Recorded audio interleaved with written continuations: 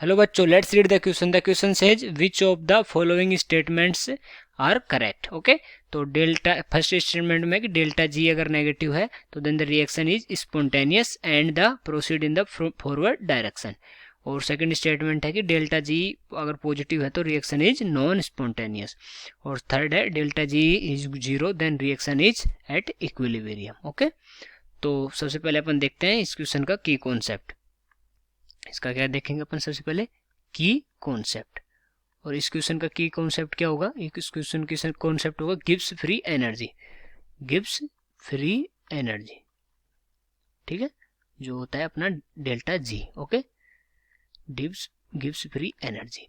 तो अब अपन देखते हैं ऑप्शंस के अकॉर्डिंग कि कौन सा ऑप्शन करेक्ट है, कौन सा ऑप्शन करेक्ट नहीं है. ठीक है, तो अपने फर्स्ट ऑप्शन में अपने को गिवन है कि डेल्टा जी नेगेटिव है, मतलब लेस देन जीरो है. ठीक है, तो अपना जो डेल्टा जी का फॉर्मूला क्या होता है? डेल्टा जी का फॉर्मूला होता है, एक तो होता है कि delta H minus T double T delta S. Okay, और दूसरा होता है delta G is equal to minus R T L N K equilibrium. Okay, तो अगर अपने को गिवन है कि delta G less than zero है, तो डेल्टा जी अगर लेस देन जीरो है इसका क्या मतलब है कि अगर ये जो पूरा नंबर है ये क्या आना चाहिए? नेगेटिव आना चाहिए.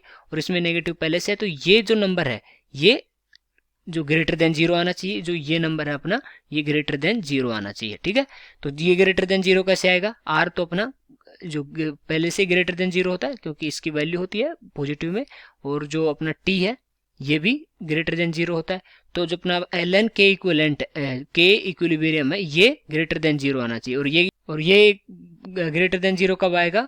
जब हमारा ये equilibrium constant greater than one होगा. ठीक है, इक्विलिब्रियम कांस्टेंट क्या होगा? ये ग्रेटर देन वन होगा. तो अगर ये ग्रेटर देन वन होगा इसका क्या मतलब है? अगर ये ग्रेटर देन वन होता है तो इसका मतलब है ये रिएक्शन क्या होगी? ये फॉरवर्ड रिएक्शन होगी. अगर ये ग्रेटर देन वन होता है तो ये कौन सी रिएक्शन हो जाएगी? फॉरवर्ड रिएक्शन हो जाएगी. ठीक है, क्योंकि ये किसके फेवर में जाएगा? ये प्रोडक्ट्स के फेवर में जाएगा. तो ये कौन सी रिएक्शन हो जाएगी? फॉरवर्ड रिएक्शन हो जाएगी. अगर फॉरवर्ड रिएक्शन हो रही है तो मतलब ये रिएक्शन आगे की तरफ बढ़ रही है और ये प्रोडक्ट्स बना रही है. तो अगर जो स्पॉन्टेनियस की अगर अपन बात करते हैं स्पॉन्टेनियस, तो स्पॉन्टेनियस होता क्या है? स्पॉन्टेनियस वो होता है, तो स्पॉन्टेनियस में क्या होता है? जो कोई एक्सटर्नल एनर्जी इनपुट नहीं चाहिए. ठीक है, एक्सटर्नल एनर्जी इनपुट नहीं चाहिए होता है इसमें, एक्सटर्नल एनर्जी नहीं चाहिए. तो अगर ये फॉरवर्ड रिएक्शन है, अपने आप ही रिएक्शन हो रही है, तो एक्सटर्नल एनर्जी इनपुट तो चाहिए ही नहीं इसमें. तो क्या होगी? ये स्पॉन्टेनियस रिएक्शन ही होगी अगर डेल्टा जी नेगेटिव है. तो अपना जो फर्स्ट ऑप्शन है ये करेक्ट हो गया.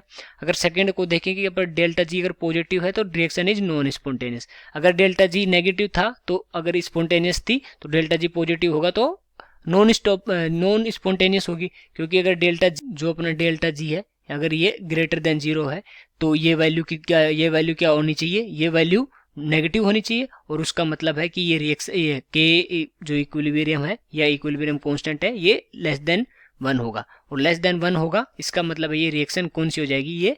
ये रिएक्शन इस टाइम में बैकवर्ड रिएक्शन हो जाएगी. ठीक है, बैकवर्ड. और बैकवर्ड रिएक्शन हो रही है तो ये नॉन स्पॉन्टेनियस होगी क्योंकि इसको एक्सटर्नल एनर्जी की इनपुट की जरूरत है. ठीक है, तो ये हो जाएगी अपनी नॉन स्पॉन्टेनियस. तो ये ऑप्शन भी अपना करेक्ट हो गया. और अगर डेल्टा जी अगर इक्वल टू जीरो है तो इसका मतलब क्या है कि ना तो ये बैकवर्ड रिएक्शन है ना फॉरवर्ड रिएक्शन. ये रिएक्शन कहाँ पे आ गई? ये इक्विलिब्रियम पे ये रिएक्शन आ गई है. ठीक है, तो ये ऑप्शन भी अपना करेक्ट हो गया. तो अगर अपन मैच करें तो अगर ये अपना ये ऑप्शन करेक्ट हो गया इसमें, क्योंकि इसमें गिवन है कि वन और सेकंड और थर्ड तीन ऑप्शन करेक्ट है. I hope you understood it. Best of luck.